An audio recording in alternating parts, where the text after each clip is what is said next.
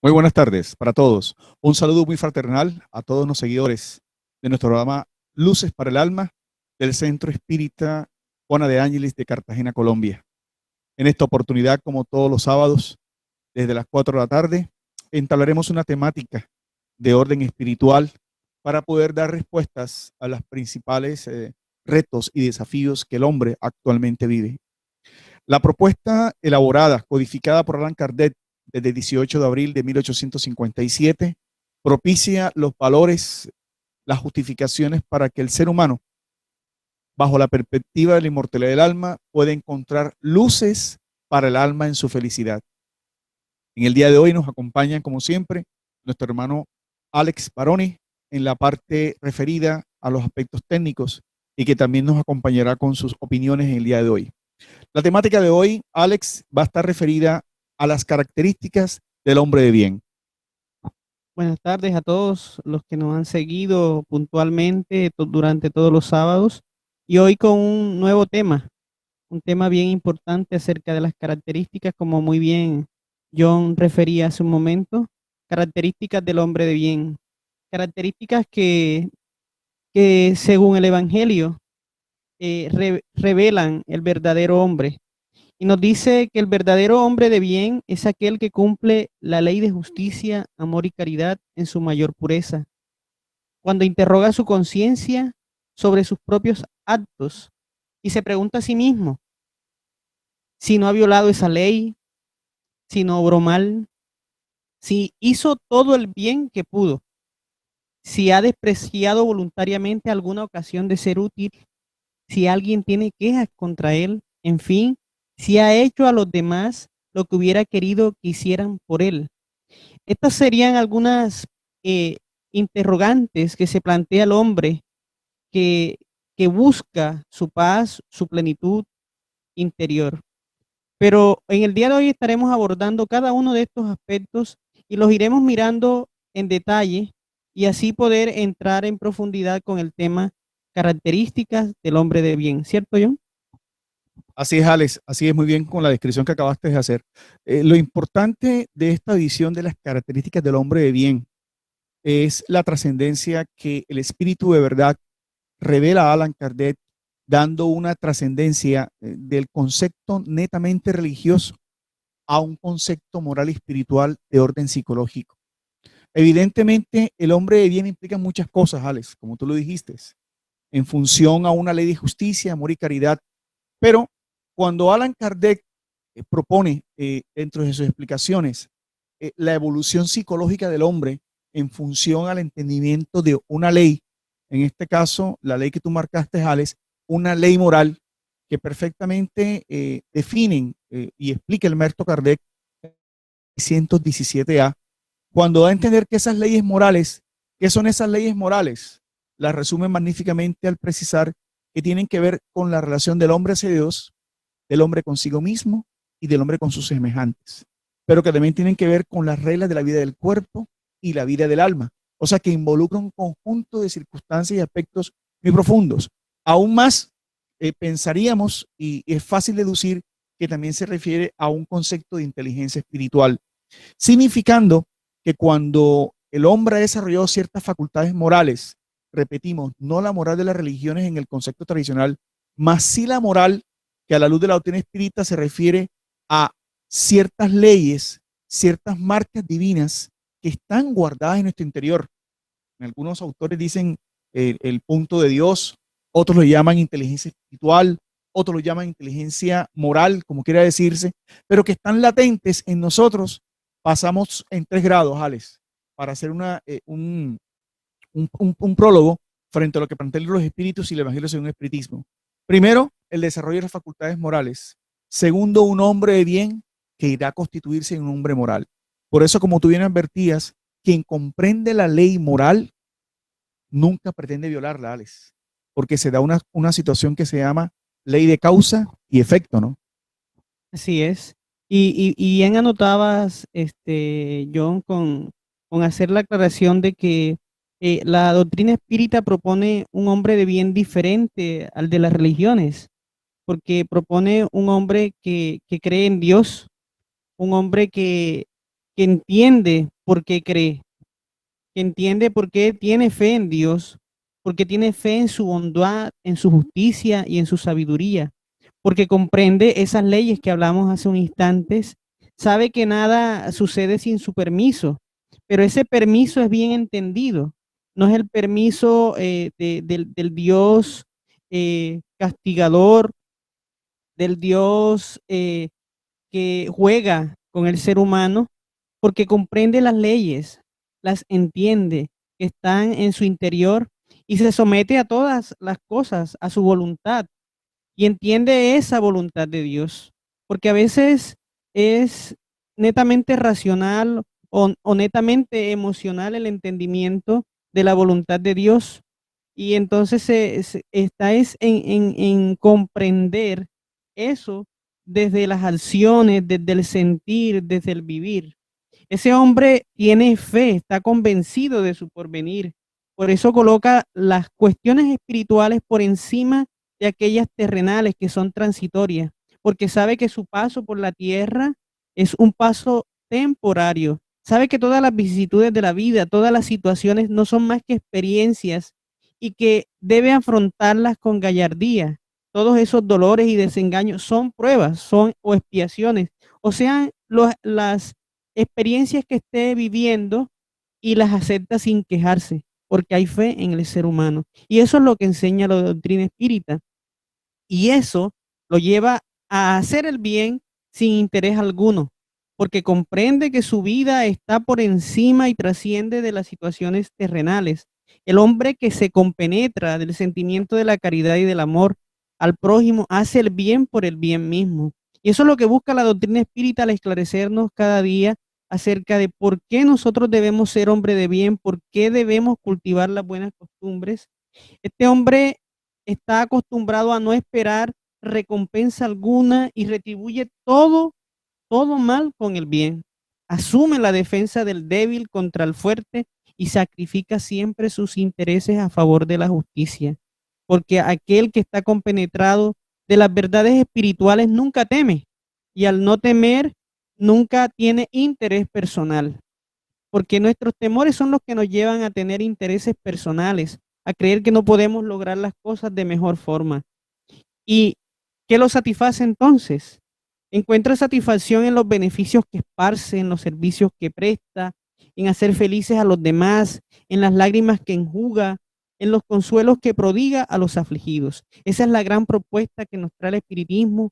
En este día queremos traer eso y reafirmarlo en las conciencias para hacer que aquellos que nos escuchan y nosotros que desde aquí estudiamos, comprender por qué debemos esforzarnos cada día en ser mejores personas. ¿Cierto, John?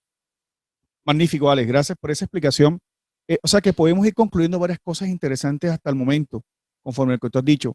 El hombre de bien se caracteriza porque cree en Dios, porque tiene fe, porque hace el bien sin ostentación alguna.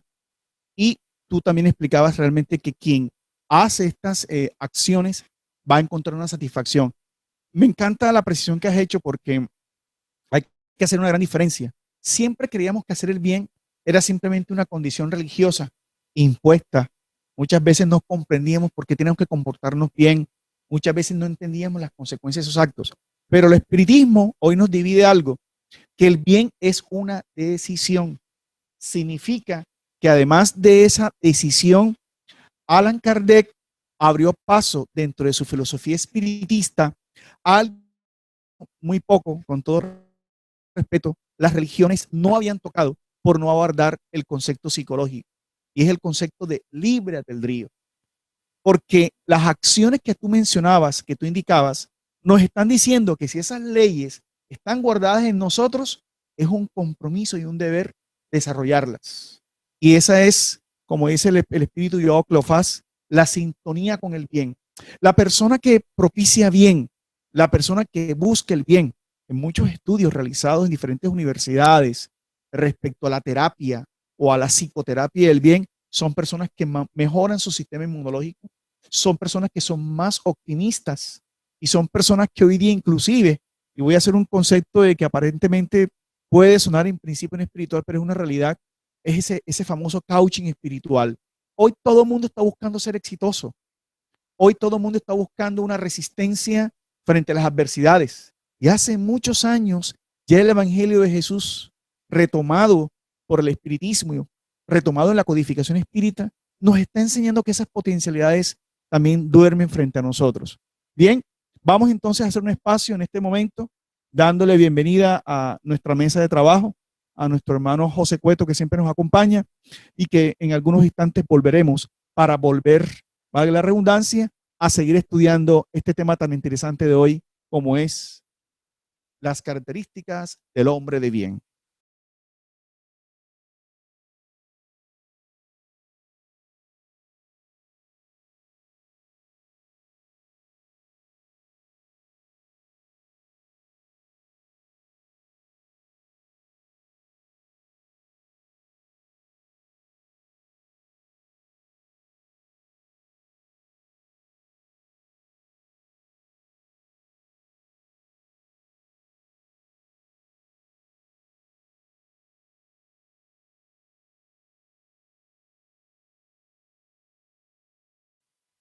Bueno, retornamos a nuestro programa Luces para el Alma, hoy con las características del hombre de bien. Y en este sentido del estudio de aquellas caracteres que reflejan al hombre que está compenetrado de las leyes divinas, que entiende el compromiso de nacer, que comprende su existencia, ¿cuáles serían esos impulsos que tienen, que es innato en el ser que está experimentando la espiritualidad por encima de la materia? José. Sí, buenas tardes para todos aquellos hermanos que nos siguen a través de nuestro canal en YouTube, desarrollando esta temática tan interesante como lo es las características del hombre de bien. Preguntabas, Alex, ¿cuál es el primer impulso del hombre de bien? Pues el Evangelio nos dice que el primer impulso del hombre de bien es pensar en los otros antes de pensar en sí mismo. Es cuidar el interés de los otros antes que el suyo propio. Se diferencia el hombre de bien del egoísta porque este último, por el contrario, calcula los beneficios de cada acción generosa. En el Evangelio según el Espiritismo, Allan Kardec, en el capítulo 17, en Sed Perfectos, nos habla un poco sobre las características del hombre de bien, entre las que se destacan las siguientes.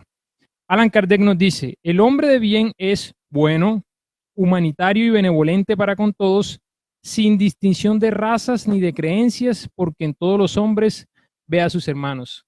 Y este punto es bastante interesante en estos momentos de transición en los que la sociedad se desenvuelve, en las que aquellas personas que no tienen las mismas creencias, ideologías, incluso de razas, son ultrajadas y discriminadas, yendo en contravía a lo que el propio Maestro Jesús nos decía sobre el amarnos los unos a los otros. El hombre de bien, por ende, también respeta en los demás las convicciones sinceras y no censura a los que no piensan como él. Y esto es interesante porque la doctrina espírita intrínsecamente nos está diciendo que realmente lo relevante no es ser espírita, lo relevante no es hacer parte de un credo en específico, de una ideología en específica, sino propender cada vez más hacia el bien, que fue realmente lo que el Maestro Jesús nos dijo. Y eso es congruente con la caridad, porque el hombre de bien en todas las circunstancias utiliza la caridad como su guía, pues es consciente de quien causa perjuicio a los demás con palabras malévolas, quien hiere la susceptibilidad a alguien con orgullo o con desdén, quien no retrocede ante la idea de provocar un sufrimiento, una contrariedad, aunque leve, cuando podría evitarlo, falta al deber de amar al prójimo, de ese mandamiento sublime del que tanto nos habló el Maestro Jesús. John, ¿qué más, qué otras características nos plantea Allan Kardec en el Evangelio? Sí, el hombre de bien no tiene odio, ni rencor, ni deseos de venganza. A ejemplo de Jesús, como bien tú decías, José, perdona y olvida las ofensas y solo tiene presente los beneficios, porque sabe que será perdonado según el modo como Él haya perdonado. Seguramente a estas alturas, cualquiera que nos escuche esta serie de, este inventario de comportamientos ético-morales, ¿no? Ético porque tiene que ver con el comportamiento, y morales, porque esos comportamientos tienen que estar en relación con las leyes divinas que al principio hacíamos mención. Estará diciendo, oiga, pero qué difícil, ¿no? Qué complejo tener tantos requerimientos. Juana de Ángeles, en una obra maravillosa que se llama El Ser Consciente, logra explicar esto un poco, ¿no? Porque como bien decía Alex al principio del programa, y habíamos concluido, José, en el sentido en que hacer el bien es una decisión. Nadie está obligado a ser bueno, pero el alma nos impulsa a esos niveles. Y es por eso que se impele el sufrimiento. Quiere decir, como decíamos al principio, que quien vive o es feliz en función del daño que produce a los demás, lo será transitoriamente.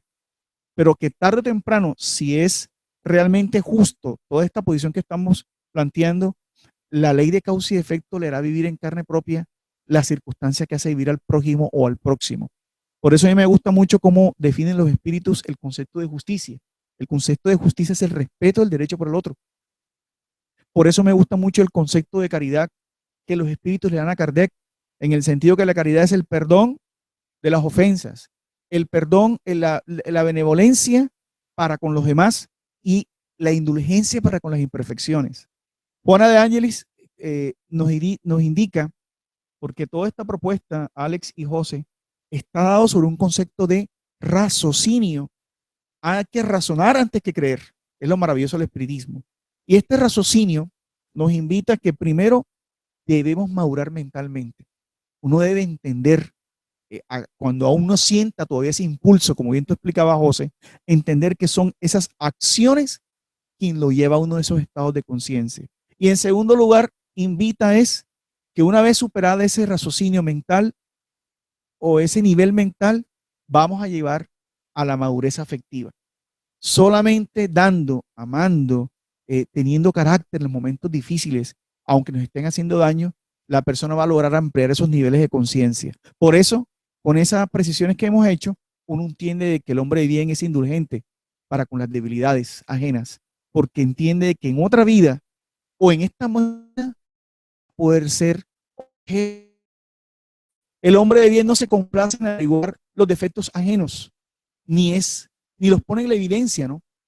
Si la necesidad lo obliga, me gusta esta parte, a ello, busca siempre el bien que pueda atenuar. ¿Por qué? Porque esto es una explicación maravillosa, Alex y José, del Evangelio de los Escándalos.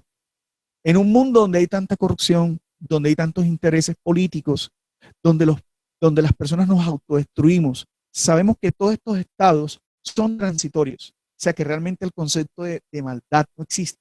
Existe el concepto de inferioridad psicológica en este momento. Y finalmente también, nunca se propone dar valor a su carácter ni sus talentos a expensas de los otros, que suele mucho suceder en las empresas, ¿no? Que suele mucho suceder en los intereses políticos. Ahí hay un libro interesante, se me viene a la mente, un libro que se llama El Blue Marketing, donde ya están dando, los que nos escuchan, si quieren consultar cómo se cumplen estas leyes, donde ya dan cuenta de lo importante que son los valores ético-morales en el manejo de los negocios y de la empresa y de cómo atrae bienestar. Pero sin embargo, me gustaría que ampliáramos un poco más, Alex, ese escenario de características del hombre de bien para que podamos ir cerrando esta parte de todas esas características que nos están invitando a ser personas buenas frente a las leyes morales, ¿no? Así es. Cabe destacar que estamos hablando del hombre de bien, del hombre que busca la perfección. Por eso no estamos hablando del hombre perfecto, sino de aquel que busca superarse. Porque al inventariar algunas de las características que se proponen a través de la doctrina espírita y Kardec, que muy metódicamente extrae y condensa en el Evangelio según el espiritismo, una fundamental es que estudia sus imperfecciones y trabaja sin cesar para combatirlas.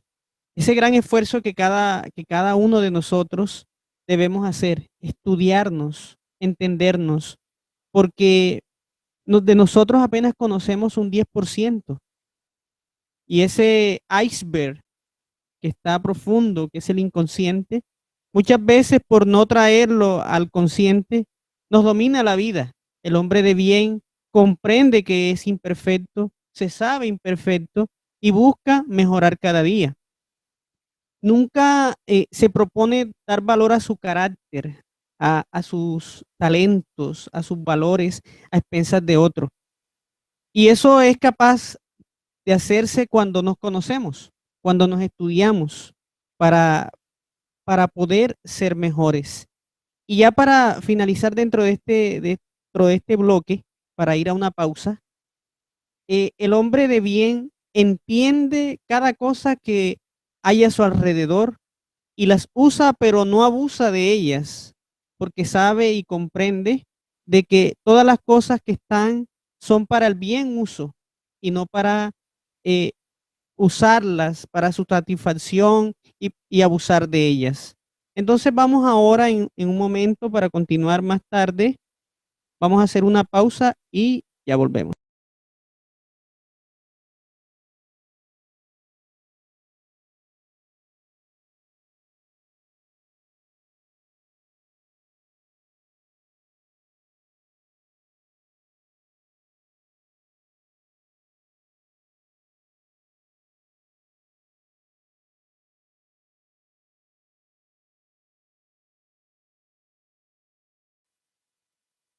Regresamos con nuestro programa Luces para el Alma, desarrollando una temática tan interesante como lo son las características del hombre de bien.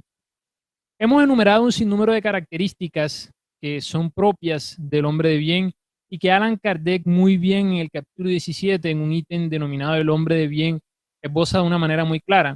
Sin embargo, Allan Kardec, después de enumerar, hacer este inventario de características, dice que no han sido enumeradas todas las características y o cualidades que distinguen al hombre de bien. Pero dice algo que es muy interesante, dice, quien se esfuerce en poseer las cualidades que acabamos de escribir está en el camino que conduce hacia las demás. Y esto aclara un poco lo que yo nos decía, que muchas personas a estas alturas se pueden estar preguntando, pero entonces nadie es el hombre de bien en la tierra, o nadie puede decir que es un hombre de bien porque son demasiadas características y muy difícilmente todos nosotros vamos a poder cumplirlas. Pero Allan Kardec hace la aclaración de que es el esfuerzo el que va a describir realmente ese camino hacia el hombre de bien. Allan Kardec tiene una frase en otro ítem dentro de este mismo capítulo del Evangelio que dice, el verdadero espírita se reconoce por su transformación moral y por los esfuerzos que hace para dominar sus malas inclinaciones. Pero nosotros podemos parafrasear esta expresión y decir que el hombre de bien realmente se reconoce por su transformación moral y por los esfuerzos que hace para dominar sus malas inclinaciones. Pues esto debe quedar claro que el hombre de bien no es un ser perfecto, que no tiene imperfecciones, que no es débil.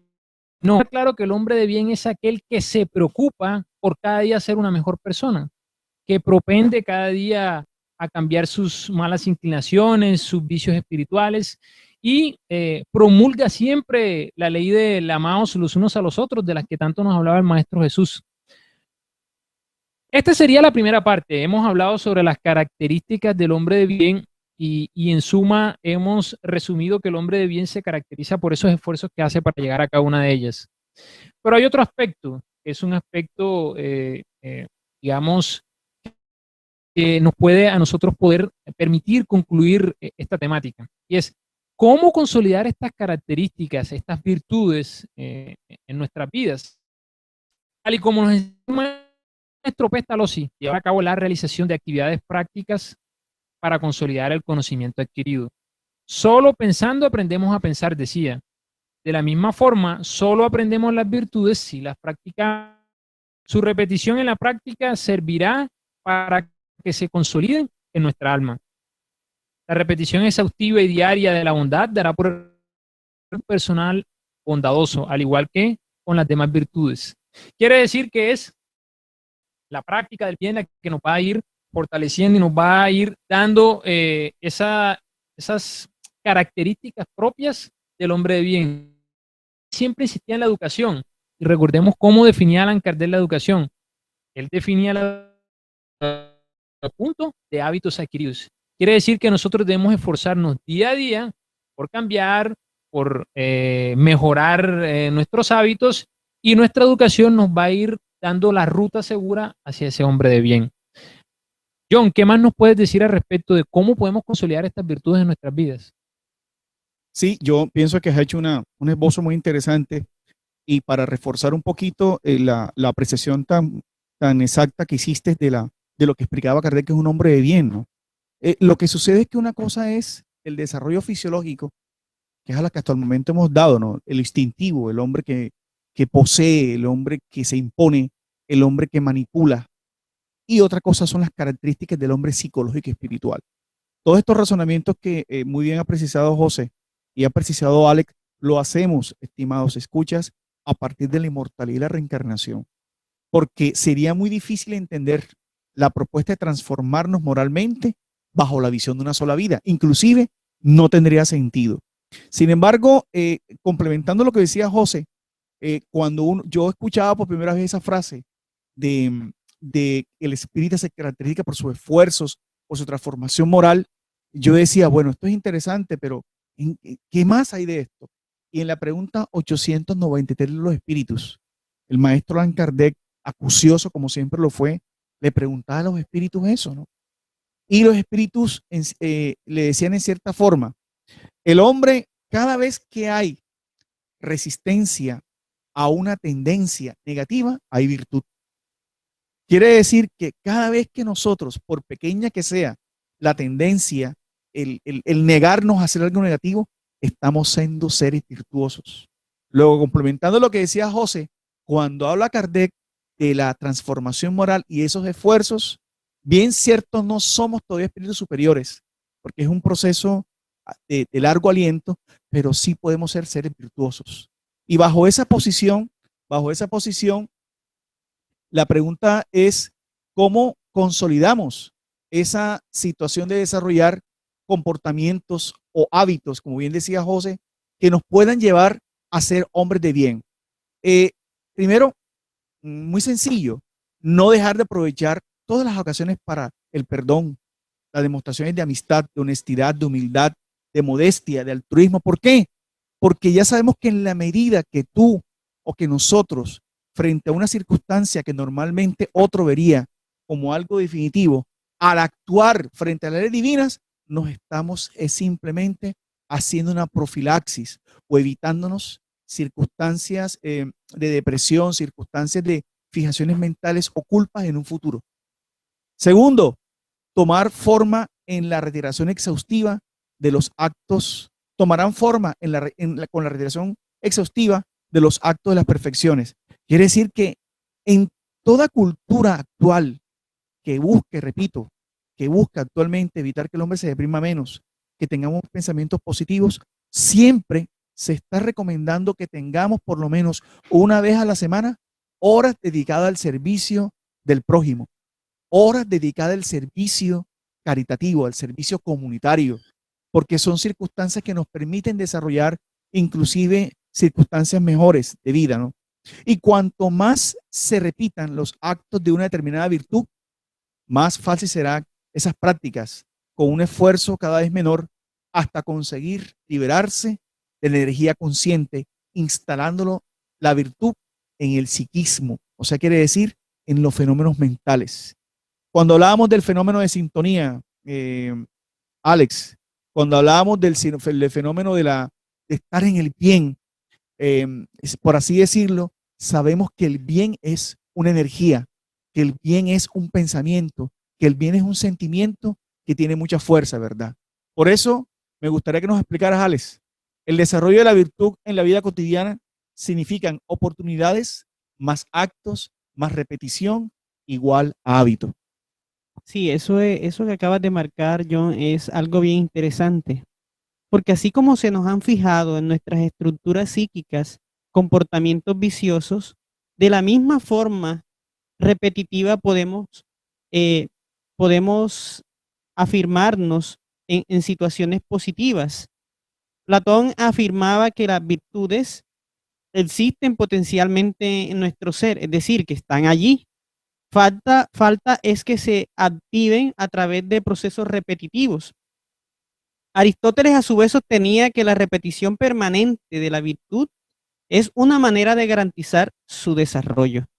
Así como a veces queremos ejercitarnos físicamente para lograr algún potencial, igualmente las virtudes se desarrollan a través de forma repetitiva en nuestro ser.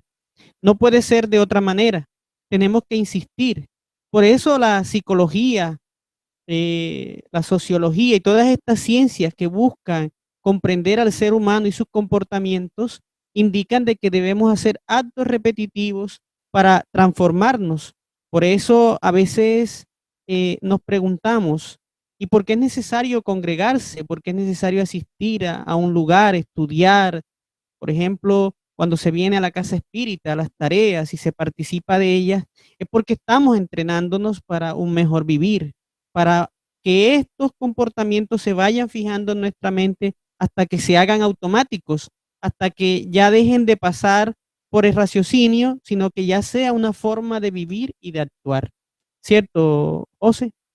Sí, y todo esto, digamos, se puede resumir a través de afianzar estos contenidos emocionales de lo que tú hablabas, porque es claro que así como nosotros hemos afianzado comportamientos viciosos, tenemos también la potencialidad de poder arraigar en nuestro interior, en nuestra psiquis, en el espíritu, en nuestra esencia misma, todas aquellas características que nos lleven hacia el hombre de bien. Todo esto en última instancia, lo que hemos hablado se debe resumir en teoría y práctica. Hemos hablado sobre las características del hombre de bien, pero debemos afianzarlo en la práctica, puesto que el desarrollo de la virtud nos va a ir abriendo un campo mental favorable al siguiente paso. Es decir, cada vez que nosotros hacemos algo que va en favor de la virtud, se van a abrir los pasos para que se puedan ir adquiriendo otras virtudes. Y eso es lo bonito de hacer el bien, que cuando uno hace el bien, el mismo mundo espiritual y todo a nuestro alrededor nos va abriendo los campos mentales para que cada vez nos vayamos acercando más al bien. Quiere decir entonces, para ir concluyendo ya toda esta temática tan interesante, que en suma tenemos que aprender a conocernos a nosotros mismos. Tenemos que aprender a estudiarnos a nosotros mismos para ir adquiriendo estas cualidades. Nosotros encontramos innúmeros ejemplos. Por ejemplo, cuando queremos perdonar a alguien, se hace imprescindible que nosotros meditemos, hagamos un viaje interior para poder desarrollar esa voluntad de perdonar, de liberarnos de las energías del resentimiento y de esa forma así poder restablecer un canal de bondad con la persona en cuestión. Entonces, repetimos esta mentalización durante varios días, si fuera necesario, tantas veces hasta que el programa quede ya completo. Después, será suficiente solamente con obrar en concordancia con la virtud elegida y repetir la acción tantas veces como sean necesarias hasta crear el hábito correspondiente. Solamente así podremos ir en ese camino del que nos habla Allan Kardec, propio del hombre de bien. Ser buenos es posible a la luz de la inmortalidad del alma. Los escuchas, o tú que nos escuchas, la propuesta del bien es una propuesta para el momento presente, pero también para la inmortalidad. Finalmente, Allan Kardec en la pregunta 941 de los espíritus nos hablaba también del hombre moral. Quiere decir que el hombre bueno se constituye en el hombre moral aquel que ya entiende que es posible vivir en sintonía permanente con las leyes. Por eso Jesús decía, mi Padre y yo somos uno. Nosotros podemos decir, las leyes morales y nosotros somos uno cuando estemos realmente buscando a Dios, buscando las razones del existir, de lo que Dios nos propone. El hombre de bien y el hombre de moral duermen mejor, despiertan más optimistas, tienen menos apegos, creen más en los designios de Dios porque ya no esperan milagros, esperan beneficios, esperan consecuencias de sus comportamientos. Sí es posible ser feliz a pesar de estar en un mundo de expiación y de pruebas y en un mundo, como notaba José, de transición planetaria, si desde nuestro interior estas leyes, las oportunidades de servir, de ser útiles, de sentirnos útiles, son aprovechadas al máximo.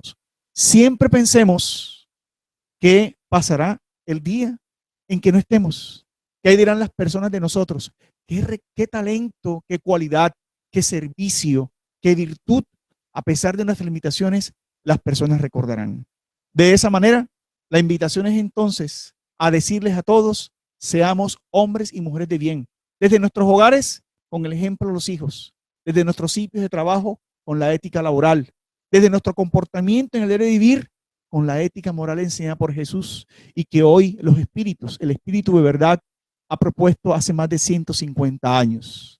De esta manera agradecemos una vez más por estar siempre siguiéndonos. Damos un saludo a aquellos que nos siguen porque es nuestro estímulo para seguir porfiando en el bien. Entonces, hasta una nueva oportunidad y un fuerte abrazo a todos y a cada uno de ustedes.